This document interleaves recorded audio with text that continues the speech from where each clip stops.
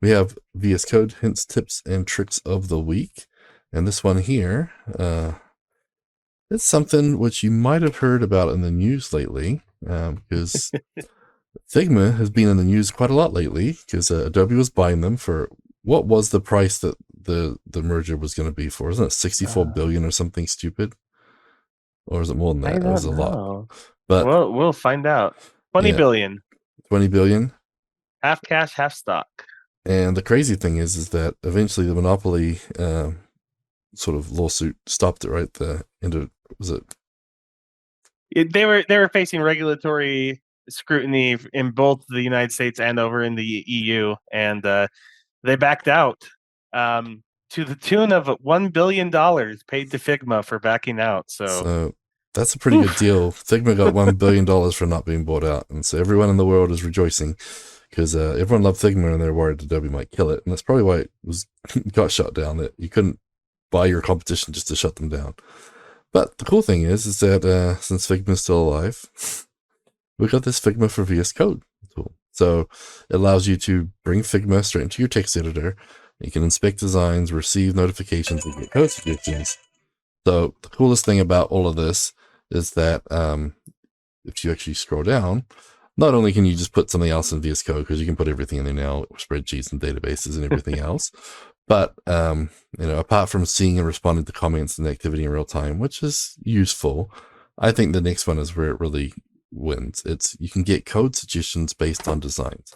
So you stay in the flow, stay more productive than ever, because you get auto completions on your code. So if you're actually in a design and you can pull across, let me zoom in here just so you can see a little better. If I can.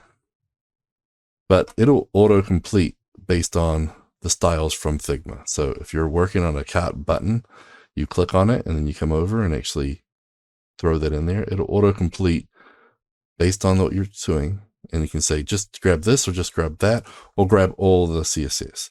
So I think that's a pretty big win there. So if your CSS designs, your Figma designs are there, you can pull them in and then just pull the styles right from that. So if your designer does a good job, it can auto translate it into VS Code so you can use it. You can download your assets to your repo with a single click, which is pretty cool. And then, you select your layer on your designs and it'll appear. It's pretty neat. And then you can also link your code files to design components, and so that way they can easily review as well. So kind of cool that you can jump right in there. But I'm just thinking for those that design a workflow that, the autocomplete and just the information here is just, going to be really valuable. Instead of having to have it open up somewhere else or have somebody doing that process of converting everything from Figma into style sheets for you, you can do some of that yourself now. So I thought that was very big win. Very curious. I know that there's so I'm a big Tailwind CSS stan, and I know there's ways to put your Tailwind configuration inside Figma, so that then Figma's using all those values, they go the same. I'm wondering if this pull out the values works with that too, because I'd be interested in that, obviously. So if it throws into the class of the element instead of into the style sheet.